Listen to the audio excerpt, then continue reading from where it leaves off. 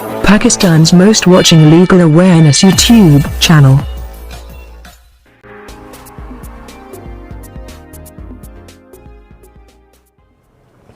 अस्सलाम वालेकुम friend and viewers, I hope all are fine. This is Mubashir Iqbal Chauhan, advocate high court and legal lecturer.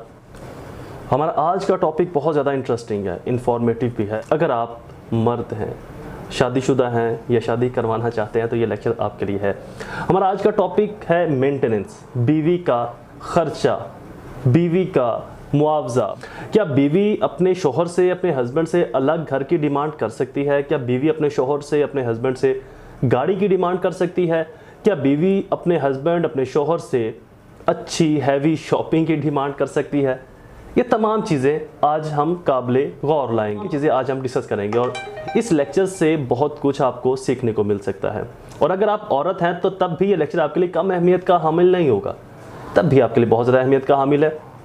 Lecture के अंदर हम ऐसे बहुत सी चीज़ों का जिक्र भी करेंगे। ऑनरेबल सुप्रीम कोर्ट की जजमेंट के अकॉर्डिंगली कि ऑनरेबल सुप्रीम कोर्ट ने कुछ जजमेंट्स के अंदर अपने क्या रिमार्क्स दिए कि मर्द को घर लेकर देना चाहिए या नहीं लेकर देना चाहिए, गाड़ी लेकर देनी चाहिए अपनी बीवी को या नहीं, हैवी महंगी शॉपिंग करवानी चाहिए या नहीं। तो इन तमाम चीज़ों को आज हम कंप्रीहेंसिव डिस्कस करेंगे। लेक्चर को अंत तक ज़रूर वॉच कीजिएगा, आपको इससे बहुत कुछ सीखने को मिल सकता है और बहुत सी चीज़ों में आपको खजीमत का, शर्मिंदगी का सामना भी नहीं करना पड़ेगा। लेक्चर स्टार्ट करने से पहले एज यूजुअल अगर आप मेरे YouTube channel law and communication skills के ऊपर नए हैं तो रेड बटन को क्लिक करके मेरे चैनल को सब्सक्राइब करना, साथ में ही बेल आइकन को प्रेस करके ऑल नोटिफिकेशन करना भूले, ताकि ऐसे ही फर्दर तमाम इंफॉर्मेटिव लेक्चर्स आपकी एक्सेस में रहे, उनके नोटिफिकेशन आपको बर वक्त और टाइमली मिलते रहे। मेरे Facebook pages innovative law academy और Facebook group law and communication channel को भी जरूर लाइक और सी फर्स्ट कर लें, वहाँ पर भी मैं इंफॉर्मेटिव पोस्ट करता रहता हूँ। इंस्टाग्राम पर मुझे फॉलो करना बिल्कुल ना भूलें। शुरू करते हैं हमारा टॉपिक। बेसिकली जब कोई औरत किसी शख्स के निकाह में जाती है तो अकॉर्डिंग लॉ, अकॉर्डिंग शरीयत, उस मर्द की जिम्मेदारियां कुछ ज़्यादा बढ़ जाती हैं। औरत का खर्चा उठाना, बाकी अदर दैन जितनी भी आसाइश हैं। अब देखना यह है कि इसके ऊपर लॉ क्या कहता है और शरीयत क्या कहती है, और क्या हम लोग शरीयत को पूरी तरह से अपने ऊपर, इस्लाम को इन्फोर्स करते हैं या फिर हम इस्लाम को वहाँ पर लेकर आते हैं जहाँ पर इस्लाम हमारे फ़ायदे में है। मर्द को इस्लाम तब याद आता है जब 4 शादियों का उसको जिक्र सुनने को मिलता है, अच्छा भी लगता है मर्द को इस्लाम।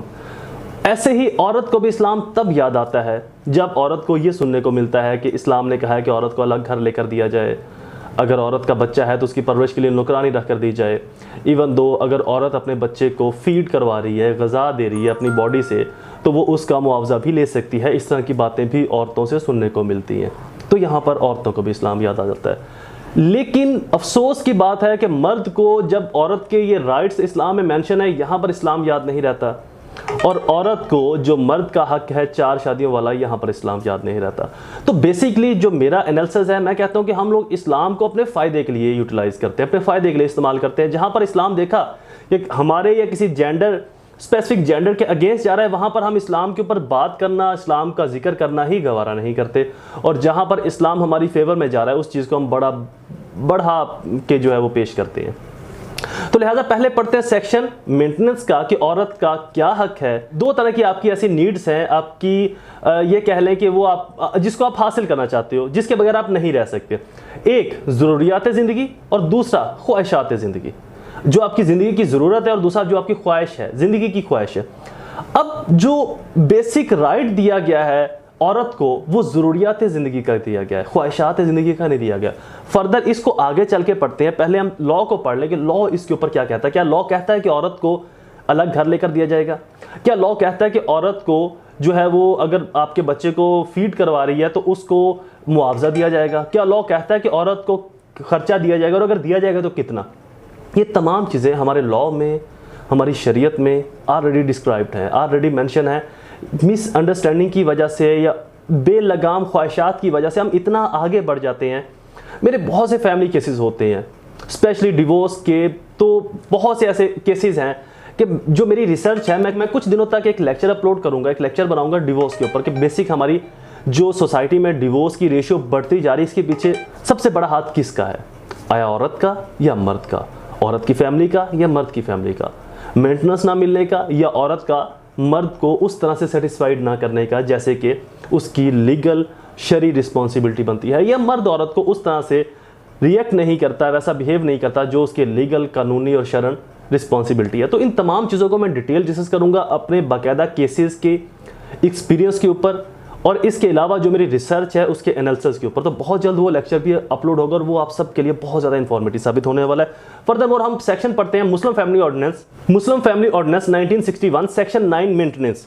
If any husband fail to maintain his wife adequately, adequate काफ़ी मुनासिब मौजू।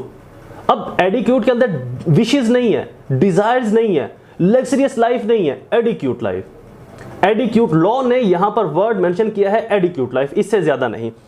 अगर मर्द अपनी बीवी की मुनासिब जरूरियात को फराहम करने का मेंटेनेंस देने में फेल हो जाता है, और where there are more wifes than one, जहां पर एक से ज्यादा बीवियां और तमाम में इक्वालिटी करने में फेल हो जाता है, मेंटेन और equality, the wife of all और any of wifes, the wife बीवी या ऑल एनी ऑफ वाइफ्स बाकी बीवियों में से कोई भी बीवी, बाकी बीवियों में से कोई भी बीवी में in addition to seek any other legal remedy, दूसरी लीगल रेमेडी ले सकती है।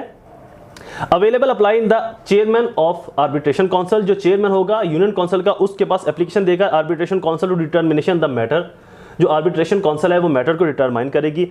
एंड द आर्बिट्रेशन काउंसिल में issue a certificate specifying the amount which shall be paid as maintenance by husband, और आर्बिट्रेशन काउंसिल हस्बैंड को एक certificate issue करेगी कि आपने इतनी अमाउंट बीवी को देनी है। अब वो अमाउंट आर्बिट्रेशन काउंसिल कैसे इशू करेगी वो भी आपको बताता हूं। उस अमाउंट से पहले क्या क्या अहवाल था वो भी आपको बताता हूं। फॉर एग्जांपल, एक लड़का और लड़की का निकाह हो जाता है, मियां बीवी बन जाते हैं। 2-3 माह तक लड़का औरत को, चूंकि औरत की भी तो जरूरियात हैं, उसमें भी कुछ लेना है। अब हमारे माशरे में ये होता है कि हम कहते हैं नहीं जी जो लेना है मेरे को मांग, मैं तेन लिया देंगे बाजारों, जो लेना मेरी माँ तो मांग, मेरे प्यो तो मांग। तो वो आपके माँ बाप से मांगने की पाबंद नहीं है, ना ही वो आपके माँ बाप से मांगना पसंद करेगी, क्योंकि उसकी जिम्मेदारी आप पर है, माँ बाप पर नहीं है। तो लिहाजा बेहतर है कि औरत को सब कुछ लाकर देने से उसको उसका एक मखसूस खर्चा जरूर दिया करें, और ये फितरत के कवानीन के भी बिल्कुल मुताबिक है, क्योंकि इंसान खुद से लेकर खुद अपनी इंडिपेंडेंसी के अंदर कुछ ज्यादा बेहतर फील करता है बजाय कि किसी की डिपेंडेंसी में रहने के। तो अगर मर्द एक मखसूस खर्चा, जितनी उसकी अहलियत है, कैपेसिटी है, हैसियत, अब फॉर एग्जाम्पल एक शख्स है उसकी तनख्वाह 50,000 है, उसे घर का किराया देना है 10,000, 20,000 का उसने घर का बजट लेकर आना है, दालें चावल चीनी पत्ती एटसेट्रा बाकी तमाम चीजें, पीछे बचता है उसके पास 20,000। उस 20,000 में से उसने अपने माँ बाप को भी पालना है, अपने बहन भाइयों को भी पालना है, खुशी गमी पर भी जाना है, शादी ब्याह पर भी जाना है, अफसोस दुख पर फौतगी पर भी जाना है, अपने रिश्तेदारों में भी आना जाना है। तो इन तमाम के अंदर अगर औरत कहे कि जी मुझे 50,000 के अंदर 30,000 या 25,000 दिया जाए तो डेट इज नॉट अकेपेबल। यहां पर एक ऑनरेबल सुप्रीम कोर्ट ने भी अपनी एक जजमेंट के अंदर एक क्लियर कट बताया, ऑनरेबल सुप्रीम कोर्ट ने भी अपनी एक जजमेंट के अंदर क्लियर कट ये अल्फाज यूज किए, रिमार्क्स दिए, जिनको ओबेटर डिक्टम भी कहा जाता है लॉ के अंदर, कि मर्द जिम्मेदार है औरत की बुनियादी जरूरियात फराहम करने का, रोटी कपड़े का, छत का, उसकी रहायश का, उसकी जो है वो बाकी जो बेसिक ज़रूरियात हैं, जो बेसिक उसकी रिक्वायरमेंट्स हैं उनको फुलफिल करने का। अब अगर औरत ये कहे कि मुझे अपनी तनख्वाह का 30,000 50,000 ही मेरे हाथ पे ला कर रखो और बाकी 10,000 में से घर का रेंट भी दो, घर के खर्चे भी चलाओ, माँ बाप को भी चलाओ, तो इट्स नॉट अ पॉसिबल। क्यों? क्योंकि जैसे औरत की जिम्मेदारी मर्द के ऊपर है, वैसे ही मर्द के ऊपर उसके माँ बाप की भी जिम्मेदारी है, मर्द के ऊपर उसके बहन भाइयों की भी जिम्मेदारी है। औरत के साथ उसका साल 2 साल 4 साल पहले निकाह हुआ है, शादी हुई है, अपने माँ बाप के साथ वो पिछले 25-30 साल से अटैच है, अपने बहन भाइयों के साथ पिछले वो 20-25 साल से जुड़ा हुआ है, तो लिहाजा वो भी उसी की जिम्मेदारी है, वो भी उसकी रिस्पॉन्सिबिलिटी है, तो उसको एक चेक एंड बैलेंस के अंदर चलना पड़ेगा। अब यहाँ पर अगर औरत कहेगा जी मेरा इस्लामिक राइट है, मुझे घर लेकर दिया जाए, तो हाँ उसका राइट है, लेकिन यहाँ पर एक और इस्लामिक राइट भी होता है मर्द का, वो ये है कि 4 शादियाँ करने का। यहाँ पर कोई भी औरत तस्लीम नहीं करेगी। तो जहां पर मर्द अपने बहुत से राइट से वेवर हो जाता है, वहीं पर मैं गुजारिश करूंगा कुछ औरतों से कि वो भी अपने राइट से वेवर हो जाया करें। बाखुदा जो लोग कोर्ट में आते हैं, सुबह 7 बजे वो कोर्ट में पहुंचे होते हैं और वहां पर जो उनके साथ होता है, तो मैं अक्सर ये कहता हूं कि आप कम से कम ऐसे लोगों से ज़रूर जाके मिले जिन्होंने डिवोर्स ली है या जिनको डिवोर्स हुई है, और उनसे पूछें कि लाइफ कैसी होती है आफ्टर डिवोर्स। तो बाखुदा कुछ आप भी कंप्रोमाइज़ करें, जहां पर मर्द अपने बहुत से राइट से वेवर हो जाता है, वहां पर औरत को भी चाहिए कि अपने कुछ राइट से वेवर हो जाए, क्योंकि कंप्रोमाइजिंग पोजीशन में ही लाइफ आगे चढ़ती है। एनीवे, तो अगर औरत अलग घर की डिमांड करे तो बेशक ये उसका राइट हो सकता है, लेकिन यहाँ पर मर्द की कैपेसिटी को देखा जाएगा कि आया वो इस कैपेसिटी में है, आया वो महीने का 50-60 हज़ार कमा रहा है या 50-60 लाख कमा रहा है। अगर तो 50-60 लाख कमा रहा है और वो एक नया घर लेकर देने की सक्कत रखता है, अहलियत रखता है, इस्तेदार रखता है, तो देन उसके ऊपर लाइबल है कि वो उसको अलग घर लेकर दे। लेकिन अलग घर लेकर देने से सेम एक और केस का मैं हवाला देता चलो यहाँ पर भी ऑनरेबल सुप्रीम कोर्ट ने रिमार्क्स दिए कि अब औरत ये नहीं कह सकती कि 24 आवर 7 डेज मेरे पास ही रहे, माँ बाप के पास ना जाए। माँ बाप भी उस मर्द की, उस बेटे की रिस्पॉन्सिबिलिटी है। तो अगर वो अलग घर रहेगी तो वहां पर जो हस्बैंड है, जो मर्द है, वो 2 हिस्सों में डिवाइड होगा, एक दिन माँ बाप के पास, एक दिन बीवी के पास। अगर वो उस घर में रहती है, उसकी नीड्स, अगर औरत इकट्ठे कंबाइंड घर में रहती है, उसकी बेसिक नीड्स, बेसिक ज़रूरियात पूरी हो रही हैं, उसको पहनने को कपड़े मिल रहे हैं, खाने के लिए खाना उसको मिल रहा है, फरहाम हो रहा है 3 टाइम का, उसको छत मिली हुई है, इसके अलावा औरत ये ख्वाहिश करके मुझे गाड़ी, शॉपिंग, घर एटसेट्रा लेकर आई, तो ये that is called the desires, ख्वाहिशात ज़िंदगी। तो मर्द ख्वाहिशात ज़िंदगी फुलफिल करने का पाबंद नहीं। अगर उसकी इस्तदा है तो फिर उसकी हैसियत, वैल्यू के हिसाब से कोर्ट डिटरमाइन करेगी कि इसने औरत को कितना खर्चा देना है, या किस हद तक ज़्यादा या कम दे सकता है। अगर उसकी इस्तदा नहीं और इसके बावजूद मर्द औरत की बेसिक बुनियादी ज़रूरियात को फुलफ़िल कर रहे हैं, तो देन मर्द के ऊपर कोई और फर्दर लाइबिलिटीज़ इम्पोज नहीं होती अकॉर्डिंग लॉ भी। अब लॉ ने एक जो वर्ड यूज़ किया है, बेसिकली जो लॉ है ये एक इसकी इंटरप्रिटेशन होती है, इसको इंटरप्रेट किया जाता है, इसकी आगे थ्योरीज निकलती हैं, लॉजिक्स निकलते हैं। अब सेक्शन 9 मेंटेनेंस के अंदर एक वर्ड यूज हुआ है एडिक्वेट, एडिक्वेटली, मुनासिब, मौजू, काफ़ी, इससे ज़्यादा नहीं। यहाँ पर डिज़ायर्स, यहाँ पर विशेज़ यूज़ नहीं हुआ, यहाँ पर ख्वाहिशात ज़िंदगी ज़रूर जो है यूज़ नहीं हुआ वर्ड, यहाँ पर ज़रूरियात ज़िंदगी वर्ड यूज़ हुआ है कि उसकी मुनासिब, उसकी काफ़ी, उसकी मौजू ज़रूरियात अगर मर्द पूरी कर रहा है तो ठीक है। अगर मौजू और बुनियादी ज़रूरियात पूरी नहीं कर रहा तो देन औरत रजू कर सकती है आर्बिट्रेशन काउंसिल से, और वो मर्द के ऊपर एक मखसूस खर्चा अप्लाई करेंगे, जी आपने इतना खर्चा अपनी बीवी को देना आपकी इनकम, आमदन के हिसाब से। तो लिहाजा मैं आप सबसे ये गुजारिश करूँगा, मर्द हजरात से भी और औरतों से भी, कि कंप्रोमाइज़ करके रिश्तों को, रिलेशंस को चलाएं। डिवोर्स लेना कोई बहुत बड़ी बात नहीं है। डिवोर्स एक घर ख़राब नहीं करती, ये कई घर, कई नस्लें ख़राब करती है, मैं समझता हूँ। जो मेरी अब तक की रिसर्च है, बहुत जल्द मैं इसके ऊपर एक कम्प्रीहेंसिव लेक्चर अपलोड करूँगा, मियाँ बीवी को ख़राब नहीं करती। मियाँ बीवी, उनके बहन भाई, उनके माँ बाप सभी, और फिर अगर उनमें से औलाद है तो वो औलाद, और सिर्फ यहाँ तक औलाद की हद तक बात नहीं रुकती।